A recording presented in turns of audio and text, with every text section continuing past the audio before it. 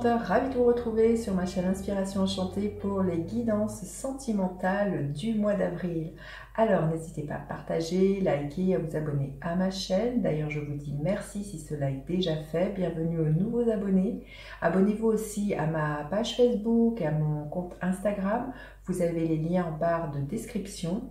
Et puis aussi en barre de description, si vous désirez une guidance personnalisée avec moi, parce que vous avez des doutes, des questionnements, vous désirez avoir des réponses, n'hésitez pas en barre de description. Voilà, vous avez les coordonnées avec lesquelles vous pouvez me joindre. Petit rappel aussi, ce sont des guidances générales, ça ne parlera pas à tout le monde. Prenez ce qui résonne. Allez faire un tour du côté de votre Vénus, puisque nous sommes dans du sentimental, votre lune, votre ascendant. Peut-être qu'il y a des messages qui se recouperont et qui vous donneront des informations supplémentaires.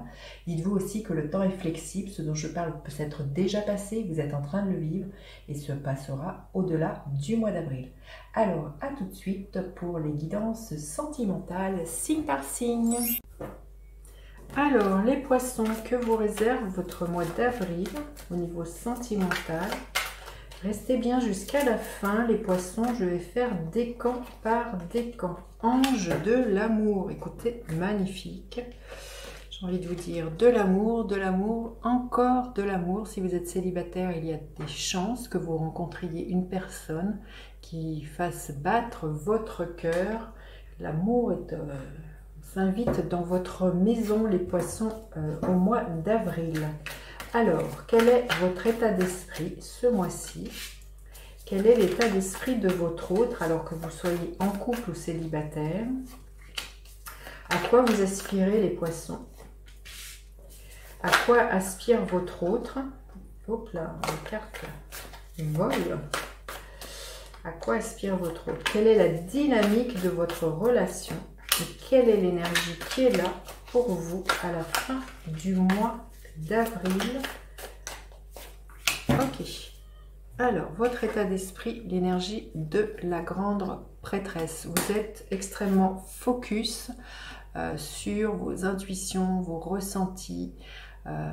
L'idée d'être dans une énergie de douceur, de très yin, hein, avec cette énergie de la grande prêtresse. Vous êtes très à l'écoute de vos émotions, justement, peut-être les émotions vis-à-vis de quelqu'un qui fait battre votre cœur, de ce que cette personne réveille en vous. Il y a vraiment l'idée de quelque chose là qui est en gestation et qui émerge depuis vos profondeurs, hein. Vous êtes tout en ressenti, tout en intuition. Il y a quelque chose là qui se révèle à vous, hein, les poissons.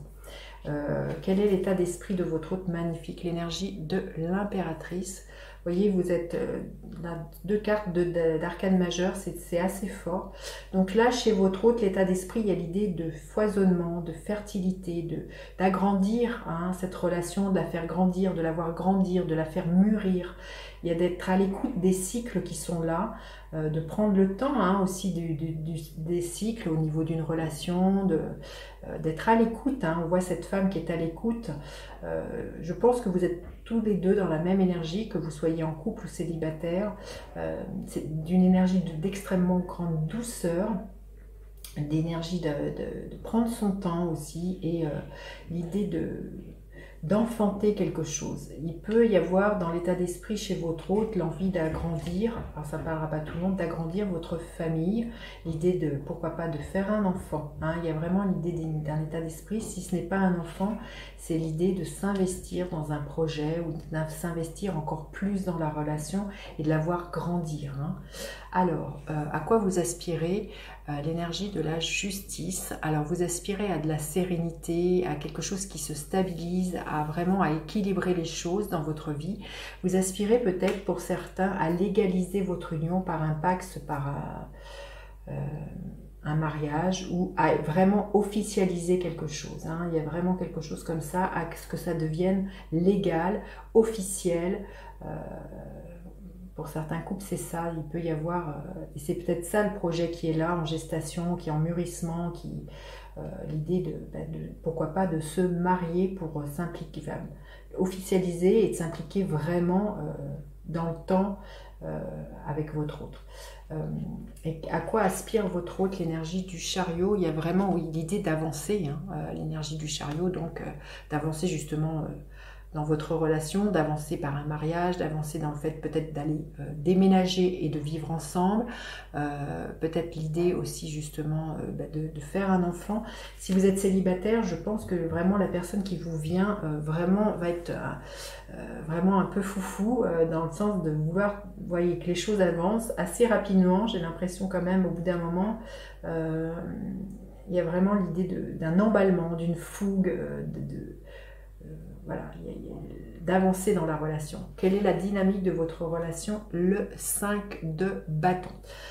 Il peut y avoir du coup quand même quelques tensions, quelques frictions. C'est vrai que si votre autre a vraiment envie que les choses s'avancent et que ça vous bouscule, il peut y avoir quelques tensions, voyez, parce que vous aimeriez que les choses, on sent qu'il y a une recherche d'équilibre et que l'autre en face risque d'être plus emballé, plus foufou. Donc il peut y avoir des tiraillements entre cette énergie, vous qui vous aspirez à voilà, plus de, comment dire, de temps, et votre autre qui vraiment aurait envie de bousculer les choses. Donc ça peut créer un peu quand même, mais on voit, vous voyez, 5 du bâton, le bâton c'est du feu, donc il y a vraiment pour moi, au sein de vos relations, il y a vraiment quand même beaucoup de fougue, d'emballement, mais des fois qui peuvent mener, que chacun, je sens, il peut y avoir quand même tenir sur ses positions et du coup ça peut créer un peu de tension,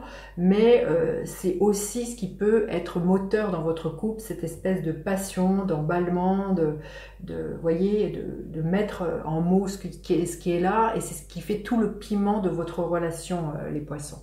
Et quelle est l'énergie à la fin du mois? L'énergie de la tour. Bon, il y a vraiment, pour certains, c'est clair pour moi, certains célibataires, il y a vraiment l'histoire d'un coup de foudre, hein, vraiment il y a vraiment les choses là qui ébranlent profondément votre être.